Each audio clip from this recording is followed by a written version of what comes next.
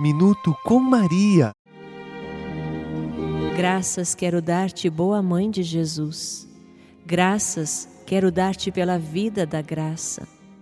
Graças, minha Mãe, por ter nos dado a Cristo, pelos profundos benefícios que nos dá a redenção.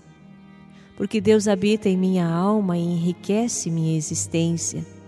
Pelo céu que espero, pela vida desta terra, por poder chamar-te Mãe e contar com teu socorro, confiar em tuas bondades, receber tua proteção. Mãe, tu quiseste cada filho no coração de Jesus, aceitaste cada um dos membros da Igreja. João Paulo II. Rogai por nós, Santa Mãe de Deus, para que sejamos dignos das promessas de Cristo. Amém.